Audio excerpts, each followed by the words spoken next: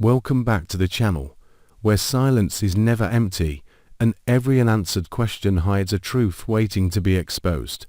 Today's story takes us into a moment, so quiet it almost feels harmless, yet powerful enough to unsettle an entire family.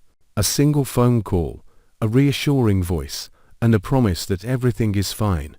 But beneath that calm surface, something is already breaking. This is not a story about test results or medical terms.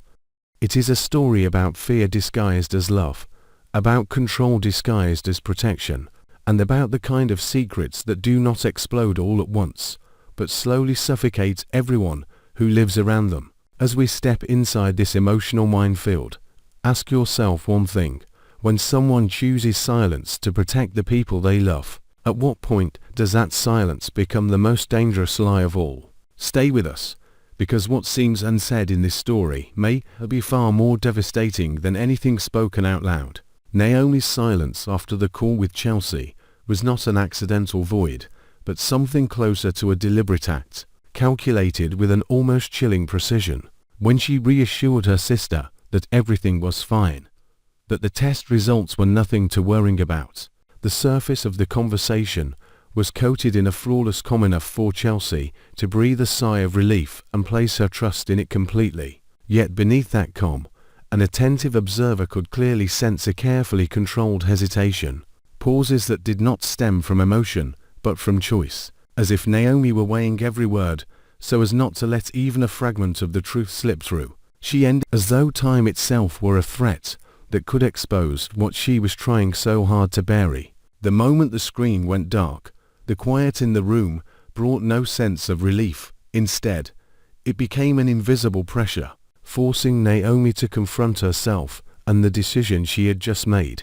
She stood there, gripping the phone tightly, as if letting go would not only drop the device, but also cause the fragile system of control she had built over time to collapse with it.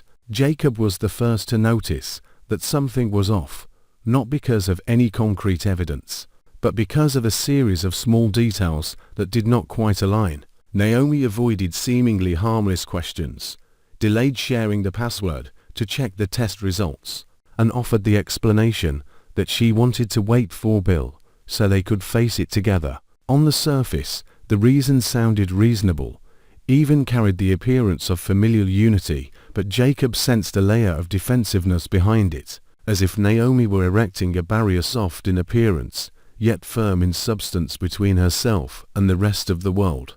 That delay not only fueled Jacob's suspicion, but also created an invisible distance, a space where unasked questions began to accumulate and grow heavier with each passing hour.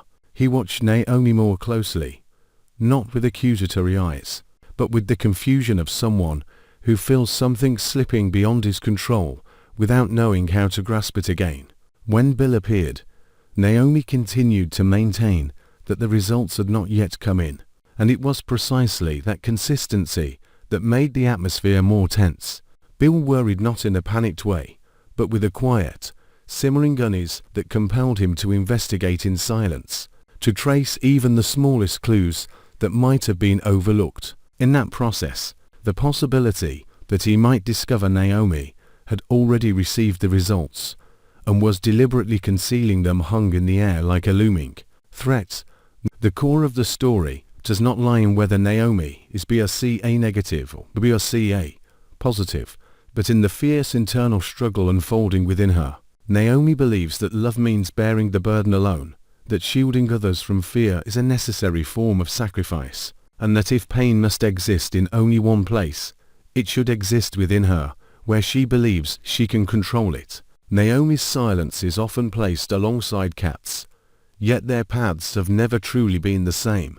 Kat resists openly, confronts fear head-on, and turns it into a visible battle, while Naomi chooses quiet entrance, turning herself into a buffer that absorbs every emotional impact so that no one else has to. That choice makes Naomi appear strong on the outside, yet more fragile than ever within, because each passing day requires her to maintain a false balance between what she knows and what she allows others to know.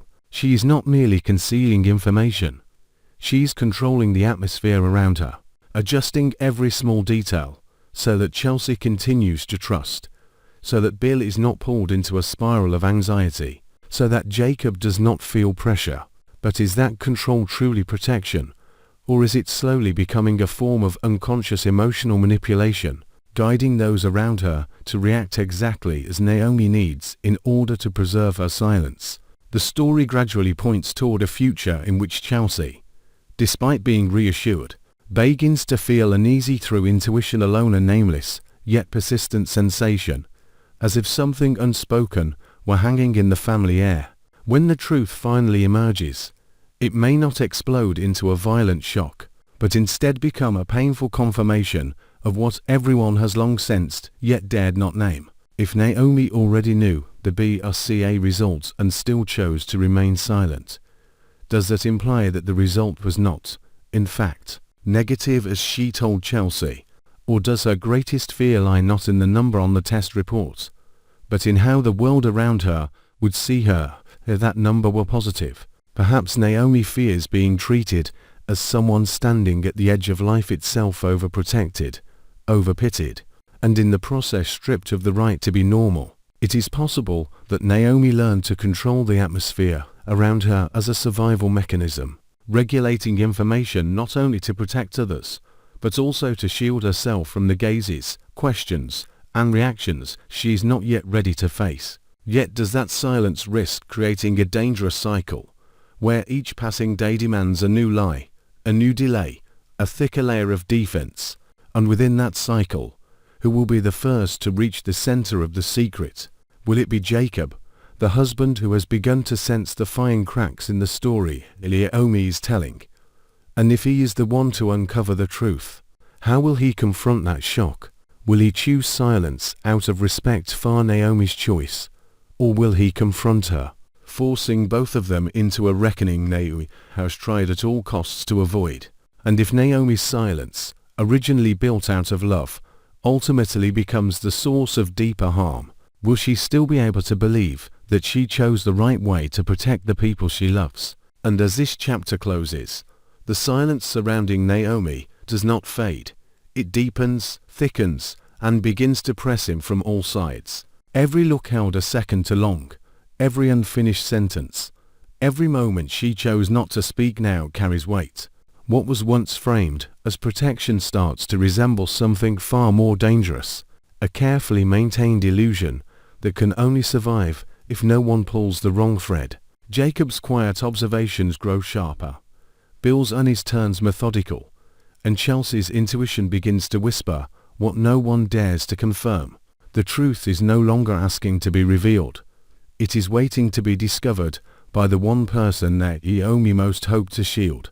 And when that discovery comes, it will not arrive as a scream or a dramatic confrontation, but as a devastating realization that changes how every past moment is remembered. Was Naomi's silence an act of love, or the first crack in a bond that can never be repaired? When the secret finally surfaces, who will feel betrayed, and who will feel complicit for not asking sooner? The next chapter does not promise answers, only consequences, and once the truth is seen, there will be no way to look away again.